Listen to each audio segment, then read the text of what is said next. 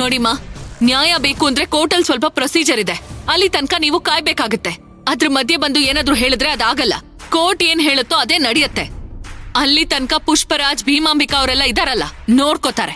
ಇವಾಗ ನೀವ್ ಹೊರಡ್ಬೋದು. ಮೇಡಮ್, ಹೊರಡು ಅಂದ್ರೆ ಇಲ್ಲಿಂದ ಹೋಗಿ ಅಂತ ಅರ್ಥ. ಹೊಡಿ.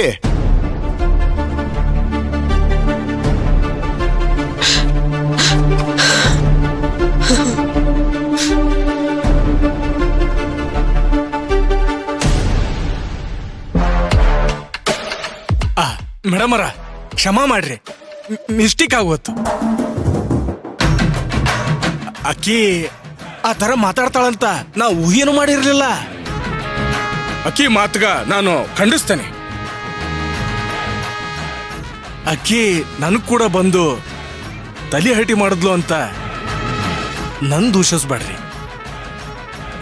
ನನಗ ಊಟನೂ ಸೇರಂಗಿಲ್ಲ. ನಮ್ಮವ್ವ ಹೇಳಿದಕ್ಕ ನಾ ಬಂದಿದ್ದೆ ಅಷ್ಟೇ. ನೋಡ್ರಿ, ಅಕ್ಕಿ ಹಿಂಗ್ ಮಾಡಿದ್ದಕ್ಕ ಕೇಸ್ ಮುಗಿಯೋ ತನಕ ಅವಳು ದಿನಸಿ, ಊಟ, ತಿಂಡಿ, ಬಟ್ಟೆ ಬರೀ ಖರ್ಚು ನಾವ ನೋಡ್ಕೊಂಡಿವಿ ಮೇಡಮ್ ಅವರ. ಹೊರಡ್ತೀರಾ? ನನಗೆ ಅರ್ಜೆಂಟ್ ಮೀಟಿಂಗ್ ಇದೆ.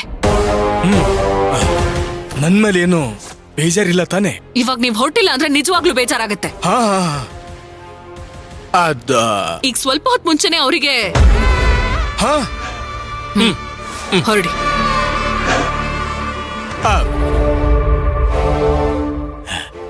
ನನ್ ಮೇಲೇನು ಬೇಜಾರಿಲ್ಲ ತಾನೆ? ಹೋಗಿ ಅಂದೆ.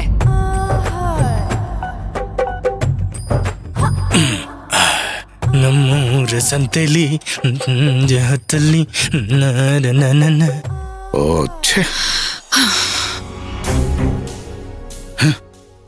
ಶುದ್ಧ ತಲಹಟೆ ಮನುಷ್ಯ. ಮೇಡಮ್, ಆ ಹೆಂಗ್ಸ್ಗೆ ವಾಡೆ ಜನಗಳ ಸಪೋರ್ಟ್ ಇರೋದ್ರಿಂದನೇ ಹೀಗೆಲ್ಲ ಮಾತಾಡ್ತಿದ್ದಾಳೆ, ಹೀಗೆ ನಡ್ಕೋತಾ ಇದ್ದಾಳೆ.